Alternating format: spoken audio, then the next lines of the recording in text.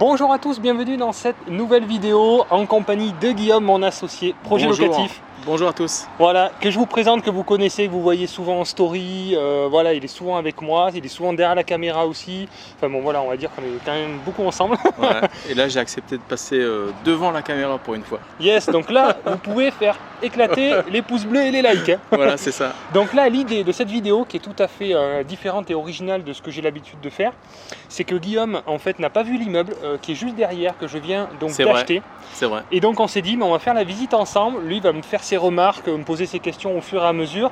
Et comme ça, vous allez bénéficier en fait, de mes réponses un peu à l'instinct. Donc je suis allé ouvrir tous les volets.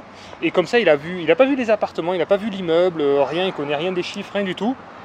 Et il va tout découvrir avec moi et avec vous, du coup, pour vous faire partager ses premières impressions. Et puis voilà, sur le vif du sujet. Donc, vidéo un petit peu différente, mais à mon avis, qui peut être bien sympa. Allez, c'est parti, on y va.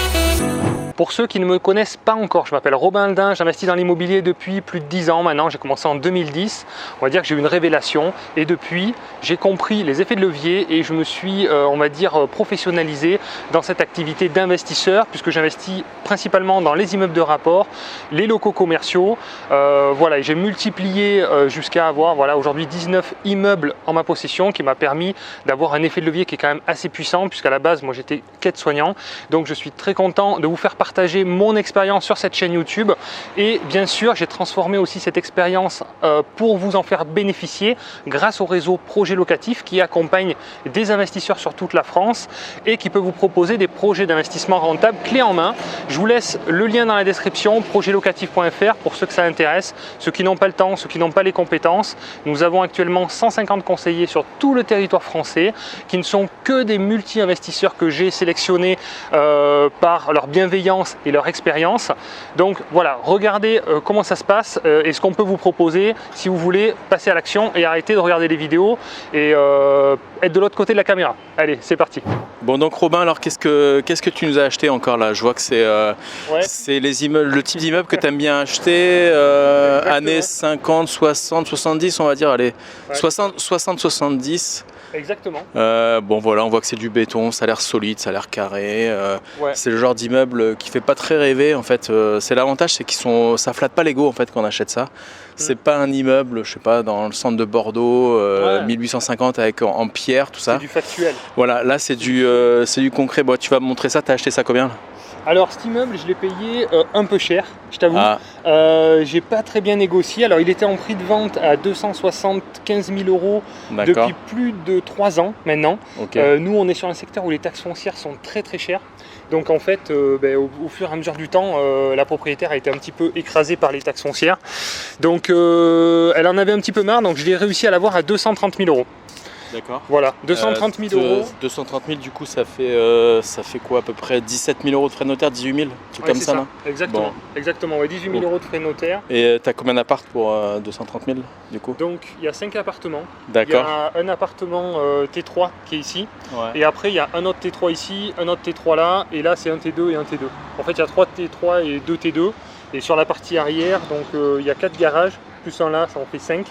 Et des petites caves aussi qui se trouvent sur la partie arrière. Ok, tu vas montrer l'intérieur parce que j'ai l'impression, en tout cas ce que je vois à l'extérieur, c'est que je pense qu'il y a des travaux, ça a l'air bien pourri quoi. Donc on y va, tu vas me montrer ça. Exactement, allez c'est parti.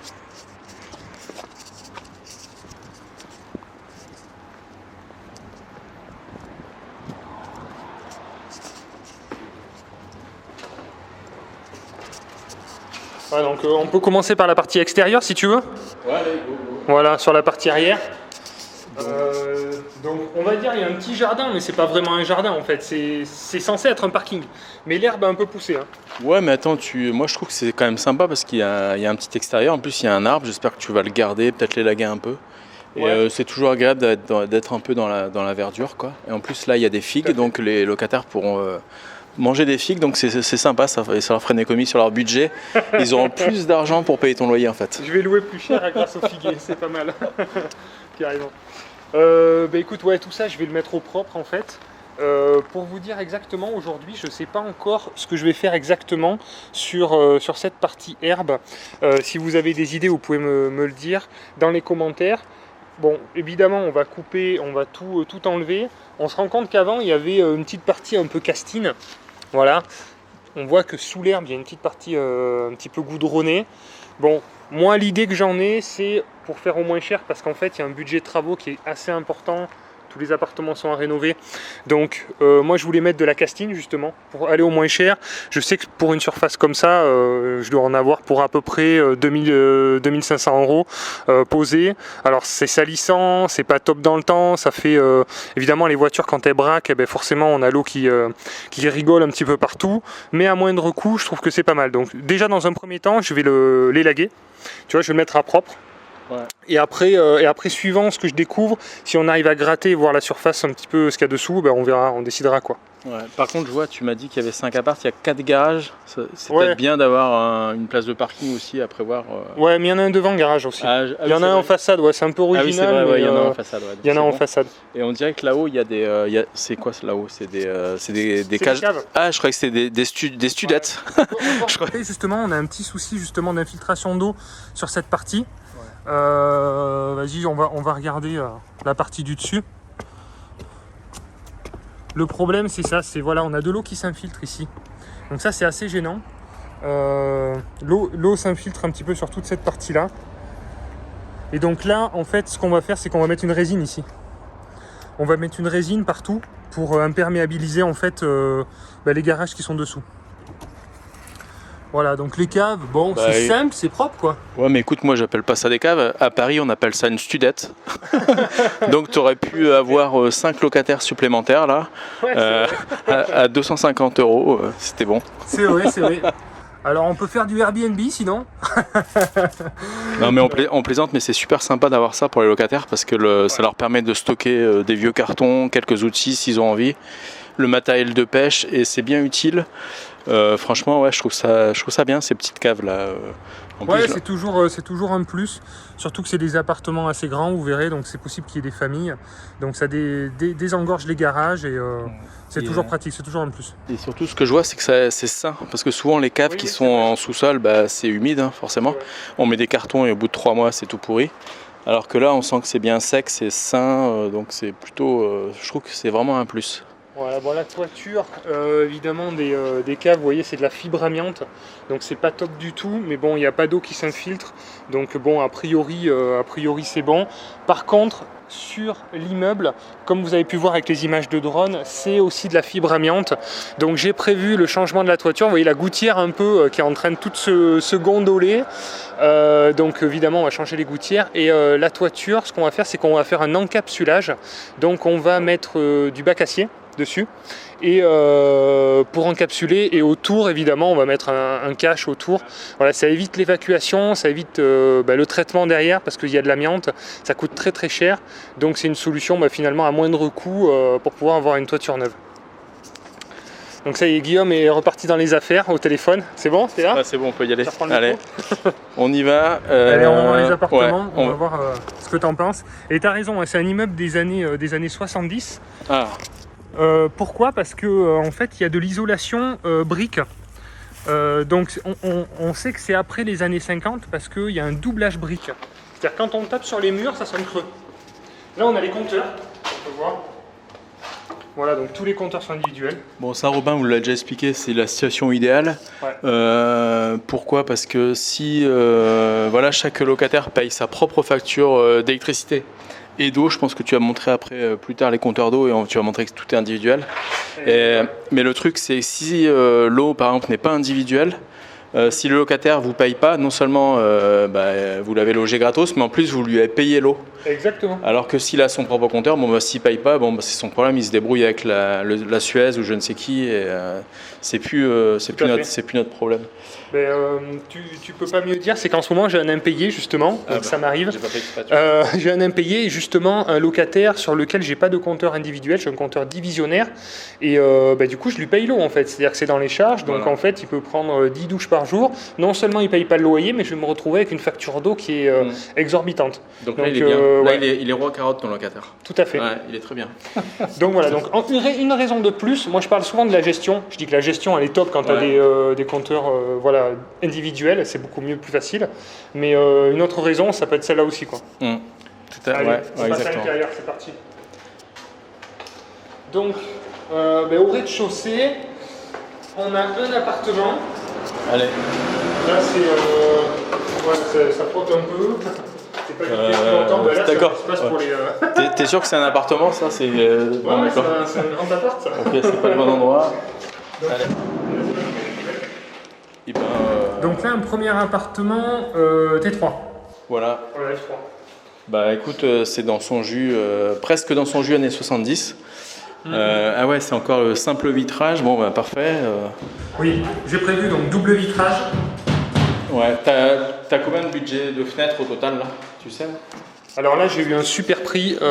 J'ai eu pour l'ensemble de l'immeuble, menuiserie et volets roulants en électrique, 27 000 €. Donc c'est imbattable. 30 000 €, pardon. 30 000 € sans les portes de garage. Mais il y a beaucoup de fenêtres, il y a beaucoup de volets roulants. Voilà. D'ailleurs, pour ceux qui veulent avoir des entreprises d'investisseurs, on a créé Travaux Locatifs. Donc regardez dans la description, il y a un lien. Et tous nos conseillers peuvent vous accompagner uniquement sur la partie travaux, si vous le souhaitez. Parce que c'est pareil, le réseau, ça vaut de l'or. Franchement, on met des années à se le constituer. Et donc voilà, ils vous en font bénéficier grâce à Travaux Locatifs. Après, pour les fenêtres, il ne faut pas avoir peur parce que en fait, c'est un budget qui est important. Mais en tout cas, à appréhender, c'est super facile comme travaux. On peut le faire même des fois quand le locataire est en place, ça ne pose pas de problème parce que les artisans sont habitués, ils le font sans faire trop de dégâts. Donc voilà, les fenêtres, c'est pas je dirais ce type de fenêtre à l'unité, c'est en moyenne, c'est je sais pas, 700 € peut-être, parce que celles-là sont grandes en fait. Elles sont grandes, ça va être 700 € une fenêtre. Voilà. Ouais, tout à fait. Mais c'est un poste quand même qui est coûteux quoi, en fait. Donc voilà, faut l'anticiper. Bon, les chaudières. Alors chaudière, alors là, j'ai pas prévu de les changer celle-là. Donc en fait c'est un pari sur l'avenir, parce que j'ai prévu de les conserver. Elles sont pas très vieilles, mais elles sont pas très jeunes. Ça a 10 ans quoi, ce type de chaudière, voilà. Donc là j'ai fait le pari de ne pas les changer, mais en fait c'est quand on va devoir l'allumer, est-ce qu'elle va fonctionner ou pas. Voilà, j'ai un petit budget marge de manœuvre que je vous conseille toujours d'avoir d'ailleurs pour les travaux, au moins 10% de marge. Même moi qui ai l'habitude, j'ai souvent des petits dépassements, des petits trucs imprévus. Bon, j'ai fait le même pari récemment sur un immeuble que j'ai acheté par ici aussi. D'accord. Et en fait, j'ai mis en place des locataires et j'étais un peu vache parce que je les ai mis en place. Je me suis dit, il y a une chance sur deux pour que ça marche pas et je me débrouillerai à ce moment-là. Et en fait, ça a à peu près marché, donc ça va. J'ai juste eu besoin de faire venir un gazier qui m'a fait un petit entretien assez classique, mais ça a été quoi. Et puis il a changé une pièce qui m'a coûté 100 €, mais voilà, donc le pari pour moi a été gagnant quand je l'ai fait quoi. Je pense que c'est bien parce qu'en fait, faut pas changer s'il n'y a pas nécessité de changer non plus quoi. Je veux dire, c'est une chaudière, c'est pas parce que vous allez changer la chaudière, vous allez louer plus cher en fait. Donc c'est vrai que ça évite la petite gestion après de faire réparer quand il y a le locataire, mais en soi c'est pas très grave. Donc c'est ça, prioriser aussi les travaux et les anticiper, je trouve que c'est bien aussi. Non, puis le truc c'est que changer quelque chose qui fonctionne, c'est pas du tout écologique. Donc c'est pas dans l'air du temps. Ouais, c'est vrai. Donc on va utiliser l'ancien et si ça marche, on conserve et si ça marche pas, on remplace. En plus, franchement, l'économie d'énergie qu'il y a entre les anciennes et les nouvelles, c'est vraiment que dalle. Alors, on vous vend des grosses économies d'énergie, ce qui est totalement faux. Moi, j'ai pas mal de copains qui sont plombiers chauffagistes, et réellement, c'est quoi? C'est 5% d'économie d'énergie sur l'année. Donc, c'est vraiment ridicule. Et avant d'amortir le coût d'une chaudière forcément neuve à condensation, il faudra pas mal d'années, voire jusqu'à la fin de la vie de la chaudière, la différence ne sera pas remboursée, quoi. Donc, voilà. On va voir la suite. Donc là, ok. Bon, ça. Elle est particulière. l'évier. Salle de bain. Voilà, salle d'eau, mais donc là on va remonter le mur là-haut parce que les WC, en fait le mur est cassé. Il faisait ça à un moment en fait, je sais pas pourquoi. Il montait pas les murs jusqu'en haut pour laisser passer l'air, je sais pas, mais enfin je vois pas trop. Moi non plus, si tu as quelqu'un dans ton audience qui sait pourquoi, je veux bien avoir la réponse parce que c'est vrai que ça paraît être une autre époque, peut-être une histoire de ventilation en fait, je sais pas, ouais, c'est bizarre. Franchement, je sais pas, donc bien sûr on va mettre la VMC, WC et la salle d'eau. Bon là c'est le type d'appartement que j'aime pas du tout parce qu'on a l'impression d'être en prison. On est au rez-de-chaussée et il y a une grille. Ouais, donc moi ici je déprime clairement. Donc c'est peut-être pour ça que tu as pu négocier l'immeuble pas cher en fait. Mais franchement c'est horrible, surtout que franchement il n'y a pas trop de raison. On n'est pas on est dans une petite ville, il n'y a pas de raison qu'il y ait des problèmes quoi. Bon après ce qui est cool dans l'appart c'est effectivement comme disait Robin tout à l'heure, c'est spacieux, c'est grand parce que mine de rien, ce grand couloir on a l'impression que ça sert à rien, c'est une place perdue parce qu'on ne peut pas en faire grand chose. C'est vrai. Mais ça donne un côté agréable à l'appart, ça donne de l'espace en fait. Donc finalement c'est pas mal d'avoir ça quoi. C'est du mètre carré. Mais bon, tu es dans une ville où on n'est pas à Paris, on n'est pas à 10, 15 ou 20 000 euros le mètre carré. Donc là, même si tu as 6 mètres carrés, finalement, ce n'est pas habitable. Ça cloisonne bien les espaces. Ouais, donc là, je t'explique ce qu'on va faire. C'est qu'en fait, comme la cuisine est ici, et là, on peut considérer qu'on va en faire le salon, on va casser en fait la cloison qui est ici. Et on va faire une cuisine qui va être tout le long ici. De ce mur-là, meuble haut, meuble bas, et un grand espace comme on met du PVC à clipser au sol, isolé, comme je vous répète sans arrêt, c'est ce qui est top en termes de résistance et d'entretien. Et donc ça fera une grande pièce ouverte avec ces deux belles fenêtres, plutôt qu'avoir une cuisine séparée, un salon séparé. Là, je trouve que ça s'y prête bien, et comme ça, on se retrouve avec deux chambres qui sont de l'autre côté. Donc ça, c'est cool aussi, parce que quand on a la vie ici, on reçoit du monde. Ceux qui sont dans les chambres derrière sont pas forcément dérangés par le bruit aussi quoi. Bon, on va voir la suite. Allez, c'est parti. Alors les boîtes aux lettres, les compteurs, donc là on va pas voir grand chose malheureusement. Si tu peux mettre un peu la lumière avec ton téléphone éventuellement. Voilà. Donc en fait ces compteurs, c'est des compteurs divisionnaires, ce n'est pas des individuels. Donc il y a 4 compteurs divisionnaires et un compteur général. Donc là, ce qui va se passer, vous n'allez pas voir grand-chose. Ce qui va se passer, c'est que ces 4 compteurs divisionnaires, on va les mettre en individuel. Et en fait, par déduction, ils estimaient la consommation de l'appartement du rez-de-chaussée, qu'on vient de voir. Donc, c'est pas simple, c'est pas ce qui doit se faire classiquement. Donc, on va amener une arrivée d'eau ici pour mettre les 5 compteurs individuels. Nickel. À cet emplacement-là. Là, c'est assez simple. Hein. Franchement, tout est fait là, en fait. Pour que ce soit assez simple à faire en fait. Parfait. Et nickel, c'est ce qu'on disait tout à l'heure. Voilà. Chacun aura son propre compteur et au niveau de la gestion, t'es peinard, t'as pu à t'en occuper. Tout à fait. Même si on doit revendre à la découpe, tu sais. Ouais, exactement. Ça bien. Là, ce type d'immeuble ici prête totalement parce que les appartements sont grands, tout est séparé. Tout à fait. Ça s'y prête. Bon alors là, donc, on est dans un T3, non? Non, T2. Attends, mais ouais, elle est où là? Mais c'est un grand T2, c'est un très grand T2. Ah ouais, il n'y a qu'une chambre, d'accord, donc c'est un T2.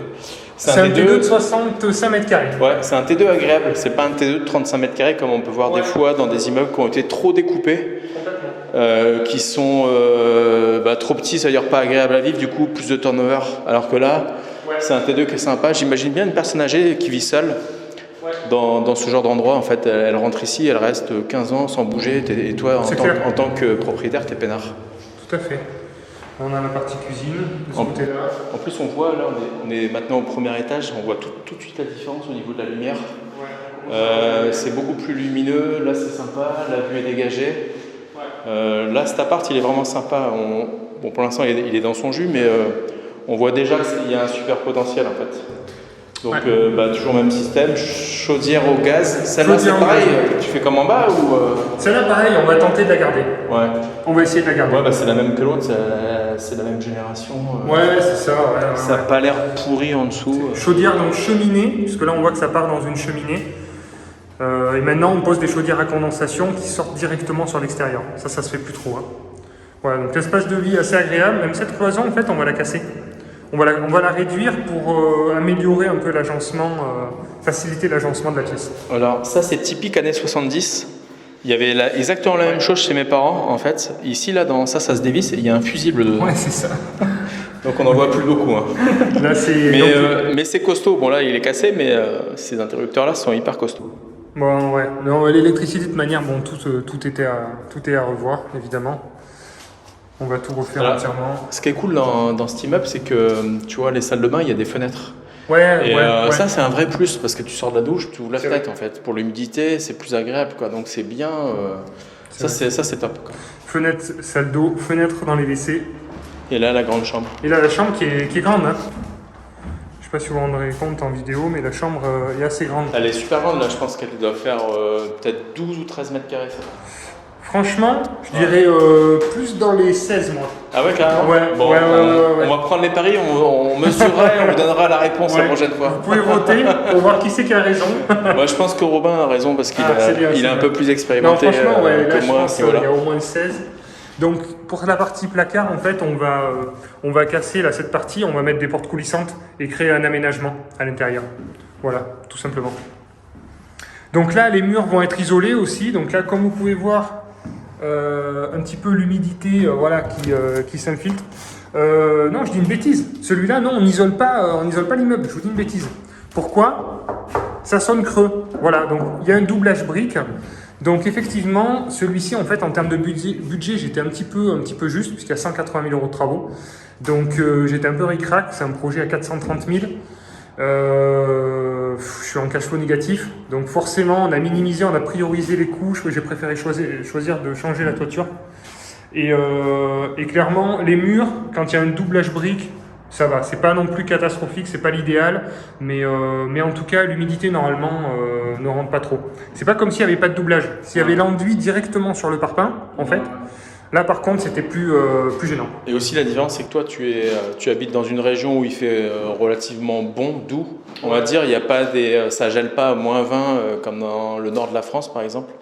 Où là, l'isolation thermique est beaucoup plus importante qu'ici, quoi. Ouais. Donc. Exact. Je suis dans le sud, moi. Voilà. Donc ça, c'est un grand T2. Et après, là-bas, écoute. Hop. Là, logiquement, si je comprends l'architecte de l'époque, ça doit être un T3. Bravo. C'est ça, non? Gagné. Bon, ouais, c'est logique. Ouais. Donc, ok, 2 chambres, donc T3, on est d'accord. Alors là, voilà, une première chambre, encore une fois. Même typologie, hein. Voilà. Bien sûr, les radiateurs vont être changés. Hein. Vous voyez le style de radiateur que c'est. C'est très ancien. Bon là il y a un petit désaccord entre Robin et moi. Je sais que Robin aime bien mettre du sol à clipser partout. Moi avec ce genre de parquet j'aime bien parce que c'est du massif en fait, c'est du parquet brut, hein, massif, du bois massif. Moi j'aime bien les poncer, les vitrifier, mais voilà, c'est peut-être parce que j'ai 10 ans de plus que Robin et on n'a pas tout à fait la même vision par rapport à ça, quoi. Ouais, en fait c'est toujours la question là-dessus, je suis partagé aussi parce qu'ils sont beaux, ils sont propres. Moi, l'inconvénient que je trouve à les conserver, c'est que ça craque déjà, on l'entend quand on marche, ça craque. Donc pour les voisins, phoniquement, c'est un peu moins bien, on a un peu plus de voisins râleurs par rapport à ça. Et puis après, sur l'entretien, parce que là, les enfants vont jouer, ça va être rayé, au bout de 2-3 ans, il faut le reponcer et le revitrifier, quoi. Ouais, c'est vrai. Alors que le sol PVC, l'entretien, c'est... J'entends tes arguments. Mais maintenant, il y a des super sols PVC. Avant, ça n'existait pas trop. Il y avait des sols PVC qui étaient vraiment pas top. Maintenant, il y a des super sols PVC à clipser isolés qui sont vraiment de qualité, quoi. Donc voilà, bon, les radiateurs, bien sûr, qui vont être changés. Ensuite, c'est la même typologie que l'autre. Ouais, c'est la même configuration. WC. Ouais. La salle d'eau aussi. Ouf, là on arrive dans un style un peu différent. Il y a eu du style là. Ah là c'est. Mais l'autre dessus est pareil ou il y a eu de l'inspiration. C'est un délire de locataire qui a fait ça ou. Je sais pas. Ça peut être sympa ce bar. C'est massif. C'est massif, c'est costaud. Moi j'aurais tendance, je pense que tu vas le dégager, non? Ouais, je vais le dégager, ouais. Je vais le dégager parce qu'en fait ça gêne pour l'agencement en fait. Ouais, c'est trop. Ça prend trop de place. Voilà, en fait, même ça, là, on va couper pour récupérer de la place et de l'aération. Et Voilà, comme ça, si les locataires veulent mettre une table ici, ils peuvent mettre une table et garder de la place après pour le canapé. Ce qui est excellent, Robin, je sais pas si tu as vu, mais je pense que l'artisan c'était un artiste en fait. Ouais. C'est les équerres là sont quand même extraordinaires. là, on est tombé sur un artiste qui a fait ça dans les règles de l'art. C'est pas des trucs de mécano ça qu'on avait quand on était enfant? Ah oui, ça ressemble. C'est des mécanos ça, non? Ça ressemble à des mécanos. Sinon, là encore, la chaudière au gaz. C'est pas la même, t'as vu, c'est pas la même marque que l'autre. C'est pas la même, ouais, mais tu vois, je pense que c'est un peu dans les mêmes années. Quoi. Ouais, exactement. Voilà. Alors là, je suis un peu surpris parce que, en fait, ça, je crois maintenant comprendre ce que c'est, mais c'est la première fois que je vois ça qui n'est pas installé sur la chaudière qui est à côté. Ouais, c'est vrai. c'est assez surprenant. Je crois. Oui, c'est exactement ça. Ouais. Mais alors, je suis hyper surpris. Par contre, c'est très joli. Quand tu le démontes, si tu le démontes, tu pourras me le donner, je le récupère en déco. Quoi. Ok, ça va. Bon, voilà. Est-ce que vous connaissez la différence entre un mitigeur et un mélangeur? Donc ça, Robin, c'est quoi? Un mitigeur. Alors pas du tout. Non. Ça, c'est un mélangeur parce qu'en fait, il y a eau chaude et eau froide. Okay. Alors qu'un mitigeur, il y a juste une petite poignée qu'on lève et qu'on tourne à gauche ou à droite. Donc là, nous avons un mélangeur. Alors autant dire que ça n'intéresse plus personne d'avoir ça. C'est clair. Tout le monde veut des mitigeurs aujourd'hui. Le mélangeur, c'est plus pratique. C'est un peu une autre époque, quoi. Bon, mettez un like si vous avez appris quelque chose. Ok, donc... Bon, ce genre de porte, c'est très moche, c'est laid, c'est... Ben ouais, mais ça marche, quoi. C'est fonctionnel, ça fonctionne. Ouais, c'est ce côté-là que j'aime pas, en fait. Le côté vitré, moi non plus, j'aime pas. Et encore, là, t'as la chance, il est pas fumé. Ouais. Parce que des fois, il est vitré, fumé jaune. C'est horrible. J'avoue. Okay. On va changer les poignées et bien sûr la peinture partout. Attends, au niveau technique, là, on est où, là? Ah ouais, d'accord, donc c'est des placards. Bon, c'est bien pratique. Là, c'est des placards. C'est l'avantage, en fait. Il y a ici, en fait. Alors, voilà le tableau électrique. Voilà, là, on a un tableau électrique, donc vous voyez, c'est d'époque. Chaque rond que vous voyez, dedans, c'est un fusible, tout simplement. Ouais, c'est ça, ouais. Voilà. Ça, et il manque vraiment quelque chose sur ce tableau. Bon, déjà, il est complètement has-been, mais il manque surtout le différentiel 30 mA. Qui est obligatoire en fait quand vous êtes bailleur, parce que le 30 milli c'est ce qui empêche aussi un enfant qui met ses doigts mouillés dans la prise électrique de rester collé à la prise. Donc autant vous dire que vous, en tant que bailleur, c'est une obligation légale et il ne faut surtout pas jouer avec ça, parce que faire de l'investissement locatif, c'est bien, mais si c'est pour se retrouver en prison, ça sert à rien, quoi. C'est clair. Non, donc là, je vous conseille vraiment d'être aux normes au niveau électricité. En plus, souvent, il y a des mises en sécurité, c'est pas très compliqué à faire. Non. Une mise en sécurité, comme tu dis, c'est un 30 mA, et déjà, on est en mise en sécurité. On n'est pas obligé de refaire toute l'électricité. Hein. Exactement, ouais. Allez, on va aller voir ce qu'il y a là-haut. À mon avis, ça va être exactement le même plateau. C'est-à-dire Là, il y a eu un peu de dégâts des eaux, donc on peut se rendre compte un petit peu que voilà, la toiture a morflé. Ouais. Là, j'ai fait passer donc une entreprise pour isoler les combles. Ah oui, d'accord. Ouais. Parce qu'il y a encore des aides. Il y a encore des aides, donc là, j'ai un devis à 4 000 €. Sur 4 000 €, j'en paye que 700 de ma poche. Il me semble que l'aide actuelle, c'est pas 4 € le mètre carré d'isolant. Je te dirais une bêtise, je sais pas. Ouais. Il y a un montant comme ça par mètre carré. Ouais, donc autant dire que ça coûte rien, parce que déjà, juste un rouleau de laine de verre en 200, ça doit coûter peut-être 10 € le mètre carré. Ouais. Donc là, c'est même moins cher qu'un rouleau. Et en plus, là, c'est posé. Donc, tant qu'elles existent, moi, je suis d'avis de les faire fonctionner. Donc là, ça va être le même plateau, donc on va avoir un T2 d'un côté et un T3 de l'autre, je pense. On va voir si je me suis trompé, mais bah ouais, voilà, c'est ça. Voilà, là on a le T2, de l'autre côté on aura le T3. Exact. C'est comme en dessous. On a changé d'époque au niveau électricité. Ouais, là il y a eu une rénovation qui a été faite. Là c'est récent, et là on voit qu'il y a le 30 mA qui est là, c'est celui-là. Yes. C'est ce fameux interdifférentiel 30 mA. C'est marqué, mise en sécurité des personnes, c'est celui-là. Voilà. Ça c'est obligatoire dans vos appartements. Ouais. Et voilà, après, écoute, on a toujours le même parquet. Ouais, mais le style, on monte en hauteur, donc un peu plus de lumière. Ouais, ce que j'aime bien, c'est plus on est haut dans un immeuble, plus les appartements sont agréables, je trouve. Par contre, l'inconvénient, c'est que la petite mamie, elle montrera pas dans les étages, elle sera mieux au rez-de-chaussée. Après, ce qui est bien, c'est qu'il y a quand même en fait, il n'y a que 2 niveaux, il n'y a que 2 étages. Ouais, ça va. Donc ça, c'est cool, quoi. Bon, là, c'est la même chose, c'est comme en bas. Ça sert à rien qu'on vous fasse ce speech. Je trouve, au-delà de 3 étages, sans ascenseur, c'est un peu chaud. Bon, bah, c'est le même. On a toujours la chaudière, le blanc. Voilà, classique. Hein Robin, on va voir si t'as retenu la leçon. Celui-ci, c'est quoi? J'ai le droit à un joker. C'est un mélangeur. Ok, il a bien écouté, c'est bien, il a bien suivi. Ok. Bon. Voilà. Bon, ben après, voilà, les radiateurs de soleil sont on voit que l'électricité a été revue. Voilà, donc grande pièce, peinture. Ici, pareil, PVC. Ce qui est intéressant avec le PVC à clipser, c'est qu'on va en mettre partout en fait. Voilà. Ah mais non, mais il reste encore un appart. Il reste un D3. Ah ouais, c'est vrai. En principe, il y a un D3, Exact. mais ça va aller vite parce que ça va être le même que l'autre. Voilà, une chambre, 2 chambres, des toilettes. Ouais, mais ils sont tous un peu dans cet état. Des fenêtres au niveau des Là, salles de bain. il y a Ah, des mais en eaux fait. Ici, vous voyez. Bon, rien de méchant. Hein. Voilà. En fait, Robin, c'était pas un délire d'un locataire ou c'était. C'était un délire ils ont été faits comme ça en fait. De l'architecte. Ouais, ils ont tous Ah oui, été. il a fait un autre style là, c'est encore un peu différent. Ah oui, il est un peu plus bas. C'est une poutre à mi-niveau. Mais peut-être parce qu'il y a moins d'auteur sous plafond. Non, c'est pareil, c'est 2,50 m à peu près. Non, moi je sais pas. Ouais, c'est un peu le même style, mais là sur l'autre, il n'y a pas cette poutre au milieu. Et on retrouve le fameux. Contrôleur de pression. Alors ça m'impressionne ça. Je dois dire que. Qui sort du mur. Ouais, qui sort du mur comme ça, j'en ai jamais vu. Pourtant, Ouais. j'en visite un paquet d'immeubles, mais comme ça, j'ai jamais vu. Il a fallu venir ici pour voir ça.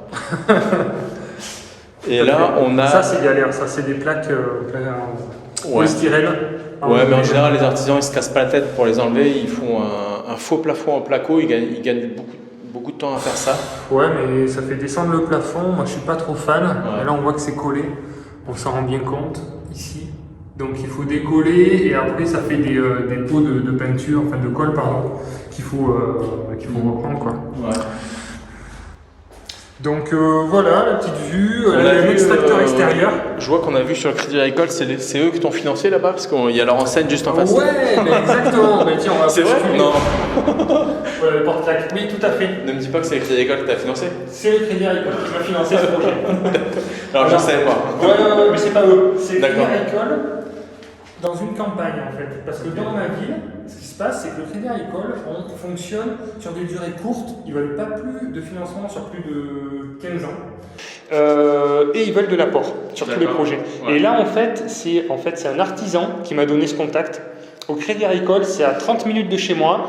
Et là, effectivement, il vaut mieux être le meilleur client effectivement, à la campagne, dans une agence de campagne, plutôt que le plus pauvre dans des agences de ville. Ouais. Et c'est tout à fait vrai. Ouais, là, moi, là, je suis en train de découvrir ça encore aussi. J'apprends encore des choses. Et effectivement, là, c'est une nouvelle banque qui ne me connaissait pas et qui m'a déroulé le tapis rouge, qui était très contente de m'accueillir, très heureuse, qui s'est battue pour mon dossier parce que avec mon encours, ça part toujours aux engagements. Malheureusement, ça se décide plus en agence, même là où j'avais un directeur d'agence qui avait quand même une délégation de plus d'1 million d'euros, donc ce qui est quand même pas mal sur mon secteur, surtout en zone rurale. Et malheureusement, avec les encours que j'ai, ça passe toujours en délégation. Donc ils ont dû monter le dossier, ça passe en commission, ils se sont battus. Et c'est eux qui m'ont financé. Voilà. Donc prêt sur 20 ans, avec un différé de 2 ans, différé partiel, qui s'ajoute aux 20 ans, donc ça fait 22 ans au total. Le taux, je dois être à 1,10 et le projet, c'est 430 000 euros. Voilà, je vais vous faire la fiche descriptive de toute manière juste après. Et vous allez voir, donc je suis un petit peu en différentiel négatif.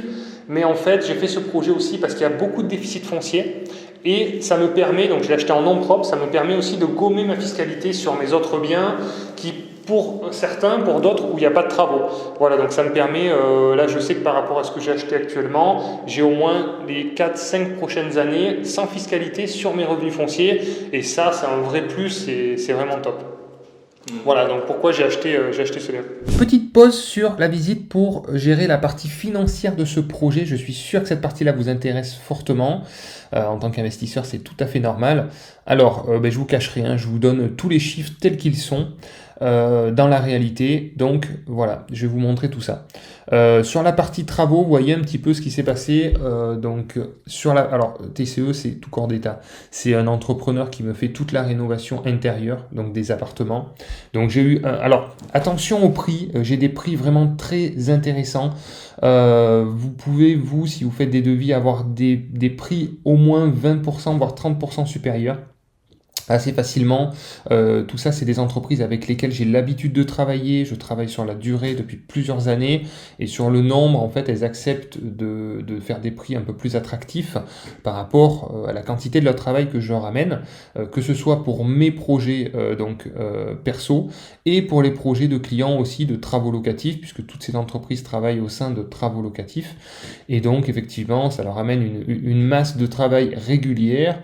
Et d'ailleurs, elles apprécient aussi travailler avec les investisseurs qui sont un petit peu moins tatillons que les propriétaires occupants, qui vont demander à se déchausser à l'entrée et qui vont regarder la petite coulure dans l'angle avec la couleur qui convient pas pile poil au nuancier. Donc en fait, elles apprécient travailler avec des investisseurs puisque voilà, on est des gens cool, quoi, on est des gens sympas, on sait ce qu'on veut, on va vite, on va à l'essentiel. Et donc ça, elles apprécient. Donc voilà, donc petit point sur les travaux pour vous dire attention, mes prix ne seront pas forcément vos prix, à moins que vous passiez par travaux locatifs, mais ça c'est à vous de voir. Donc, menuiserie 30 000 euros, donc ça on en a parlé, le prix est vraiment très intéressant pour tout l'immeuble, PVC, double vitrage, plus volet roulant électrique. La toiture, donc 20 000 euros, donc on va encapsuler la toiture en fibre amiante, voilà, plus l'isolé, bien entendu. La résine, donc ça c'est la résine au-dessus des garages en fait, c'est ce que je vous ai dit, donc c'est assez cher, mais c'est vraiment efficace et c'est vraiment bien.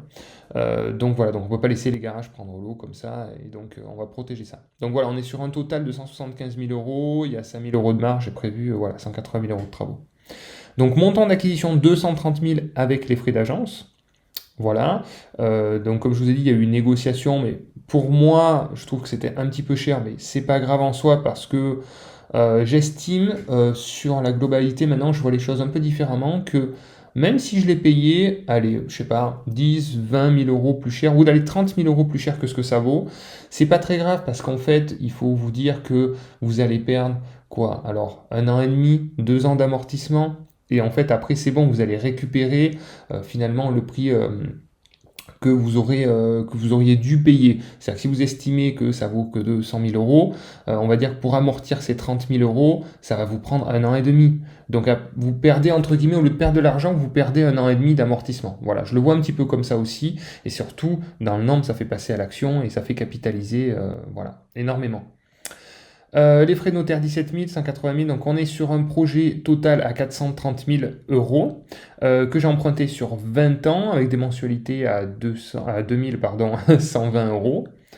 Les estimatifs de loyer, donc je pense que je pourrais être très légèrement au-dessus sur les F3 sans aller chercher non plus du 600 euros mais sur du 570, 580.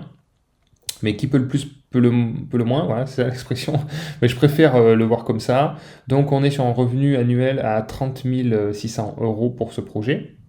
Alors après dans les charges, on a un peu de taxe foncière, on a l'assurance propriétaire non occupant à 500 euros par mois, que je prends toujours dans la banque. Hein. Ça, je vous le conseille aussi, si vous regardez mes vidéos, sur la partie bancaire, toujours donner des contreparties à la banque. Donc moi, je donne pas que ça, mais je donne beaucoup de contreparties pour qu'elle continue à me financer. Et bien sûr, l'assurance propriétaire non occupant fait partie des choses que vous devez prendre dans l'établissement financeur. La gestion en agence, on est sur 2300 euros par an. Le crédit immobilier, donc on est sur un coût total de charge de 32 240.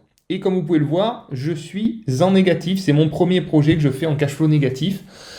Mais comme je vous l'ai dit, c'est pas très grave. Je pense que là, on peut essayer d'avoir au moins 30 euros de plus par mois. Donc ça voudrait dire 90 euros par mois supplémentaires. Ce qui veut dire que on serait en cash flow négatif de 500 euros quoi, à peu près quoi. Voilà, mais c'est la réalité du terrain, c'est ça quoi. C'est on a un beau projet qui est entièrement rénové. J'ai une belle enveloppe de déficit aussi pour gommer ma fiscalité personnelle. Ce projet, je voulais le faire. Il fait partie, j'ai pas mal acheté là ces temps-ci. J'avais un établissement qui voulait me financer, donc tout ça a fait que je me suis dit c'est trop dommage, j'ai un effet de levier, j'ai du financement possible, je passe à l'action. Parce que même si ça me coûte 500 ou 1000 euros par an, là, ce que je vais rembourser en capital tous les mois, on va dire que ça va être à peu près au moins 1500 euros par mois de capital. Donc, ce qui fait 20 000 euros par an de capital. Donc, même si ça me coûte 1000 balles par an, je vais rembourser 20 000 euros par an de crédit. Donc, voilà, le calcul, il est vite fait pour moi. La question, elle est vite répondue, comme on dirait. Et voilà un petit peu ma vision qui a un petit peu évolué et qui a évolué en fonction du marché. Voilà, allez, on repart sur la visite, c'est parti. Voilà, on arrive à la fin de la vidéo. Bah écoutez, merci de l'avoir regardé. Si vous aimez ce type de contenu, mais merci de mettre un petit like. Si vous voulez que Guillaume revienne sur les prochaines vidéos, allez-y, bombardez de pouces bleus, dans les commentaires aussi. Merci pour votre participation, merci pour votre soutien et merci de nous avoir regardés. A plus les investisseurs, à bientôt. Salut. Ciao.